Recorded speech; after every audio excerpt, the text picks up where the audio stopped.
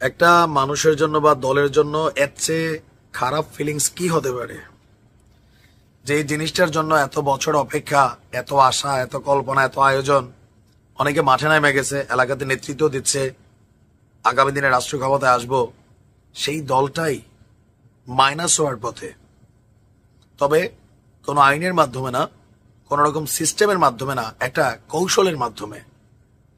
আর এই কৌশলটা হচ্ছে ছাত্রদের যে রাজনৈতিক দল আসতে যাচ্ছে ডক্টর ইউনূসের পরামর্শে। কারণ তিনি ছাত্রদের বলছিলেন, তোমরা নামো, মানুষ তোমাদের ভোট দিবে, তোমাদের হাতেই নেতৃত্ব থাকা উচিত, জুলাই আগস্টের এই ফসলটার অরিজিনাল দাবিদার তোমরা। তো সেই জায়গায় অন্য যে রাজনৈতিক দলগুলো আছে তাদের অবস্থা কি? বিশেষ করে বিএনপি হতাশ, নির্বাচনের জন্য সুন্দরভাবে গুছিয়ে ভদ্রভাবে ডক্টর ইউনূসকে বোঝানোর চেষ্টা করছে, কিন্তু কোথাও না কোথাও সরকার কোন দিকে যাচ্ছে এটা নিয়ে অনেকটা ধোঁয়াশা বিএনপি নেতাকর্মীদের মনে এবং হাই অথরিটিস যারা আছেন তাদের মনে। এর মধ্যে একজন হচ্ছে বিএনপির খুবই পপুলার একজন নেতা, অ্যাডভোকেট ফজলুর রহমান। তিনি বলছেন যে বিএনপিকে বঞ্চিত করার ষড়যন্ত্র চলছে, বিএনপি যেন নির্বাচনে না আসতে পারে এবং নির্বাচন যেন না হয় সেই চক্রান্ত হচ্ছে।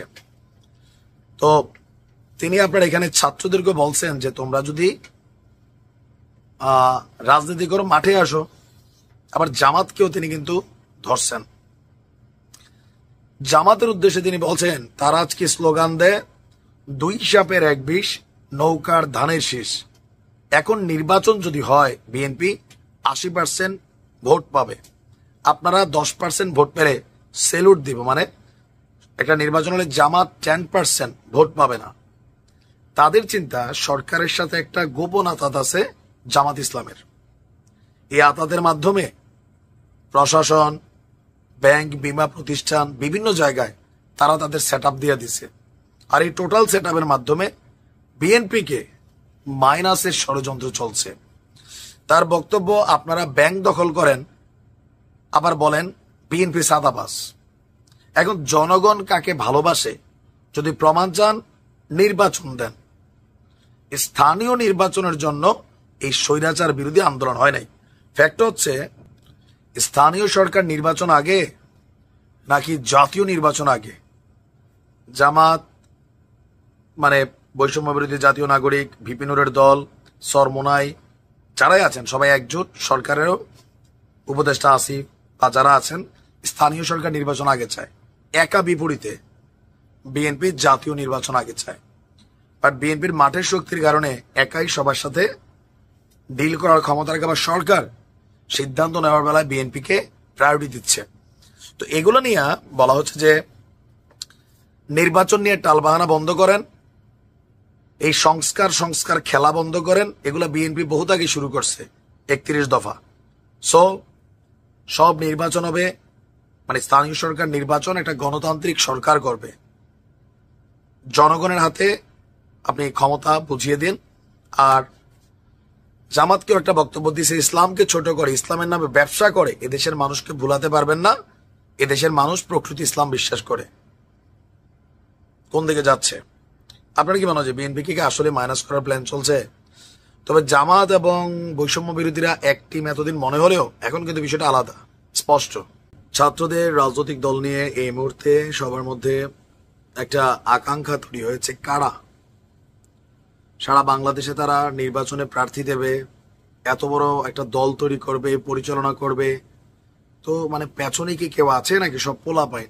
ভাই না, অনেক মানুষ আছে যারা এতদিন অনেকে বিএনপি পন্থী ছিলেন অথবা বিএনপির রাজনীতি করেছেন, কিন্তু কোনো সময় এমপির টিকিট পান নাই। কারণ কি, এই মুহূর্তে আগামী নির্বাচনে দেখবেন প্রতি এলাকায় আপনার একটা এমপির টিকিটের জন্য বিএনপির 20 জন দাঁড়ায় আছে। তো 20 জন তো এমপি হবেন না, হবেন কয়জন? একজন। আওয়ামী লীগ সরকার কি করছে, আমি ডামি বিদ্রোহী প্রার্থী এগুলা দিছিল, বাট বিএনপি তো এটা দিবে না। কারণ জামাত মাঠে আছে, আওয়ামী লীগ আসতে পারে, নাও আসতে পারে, ছাত্রদের দল আছে। সো বাকি যারা পদবঞ্চিত হবেন, মনোনয়ন বঞ্চিত হবেন, তারা কোথায় যাবে?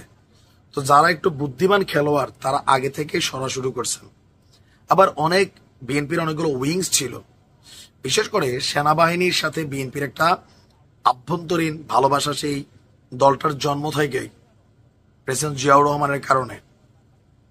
এখন এতদিন যাবৎ যারা বিএনপির বিভিন্ন অবস্থানে ছিলেন তারা এখন ছাত্রদের নতুন যে রাজনৈতিক দল, সেই রাজনৈতিক দলেই তারা যোগ দিতে যাচ্ছেন। ইভেন তারা প্রত্যেকে নির্বাচন করবেন এবং দলটির বড় বড় পদে থাকবেন, যেখানে তারা মূল্যায়িত হবে। বিএনপি ওভার বড় দল, এমপির সংখ্যা সীমিত, একদম হাই কমান্ড থেকে যে পদগুলো এগুলো সীমিত। ছাত্রদের দলটা নতুন, এখানে এমপি টিকিট পাওয়া সোজা, আবার প্রবীণ হওয়ার কারণে, সম্মানিত হওয়ার কারণে অনেক জায়গাতে তারা বসতে পারবেন। আর ছাত্ররাও এই জিনিসটাকে টার্গেট করে নির্বাচনের মাঠ গোছাচ্ছিল। আর সেই খবর আজকে আমরা দেখলাম যে 26 বা 27 ছাত্রদের দল আসতে যাচ্ছে। আর গতকালকে সন্ধ্যা 6:30টায় চীন মৈত্রী সম্মেলন কেন্দ্রে 3 বাহিনীর সাবেক কয়েকজন সদস্যদের সঙ্গে নিয়ে আপনার জাতীয় নাগরিক কমিটি একটা মত বিনিময় সভা করেছে। তো দেখছি যে ওই সম্মেলনে নানান বিষয় নিয়ে কথা হয়েছে।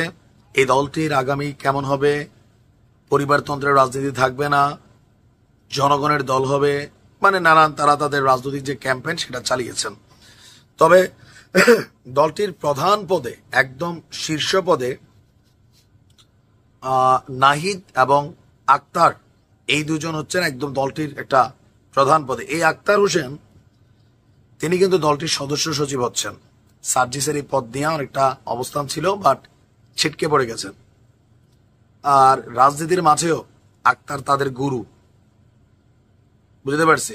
এরপরে হচ্ছে বাকিরা বসবেন, এরপরে যারা দলটির শীর্ষ নেতৃত্বে এই বা জুলাই আগস্টে যারা বস ছিলেন তারাই বসবেন, 4-5 জন।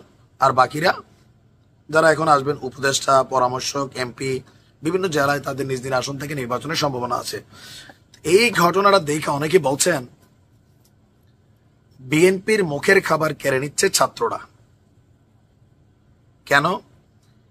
এই যে সামরিক বাহিনীর সাবেক যেই আমাদের কর্মকর্তারা আছেন তারা সবাই বরাবরই 90% বিএনপিকে সাপোর্ট করেন, ইনফ্লুয়েন্স করেন, নিজেদের অবস্থান থেকে দলটার জন্য লড়াই করেছেন এত বছর।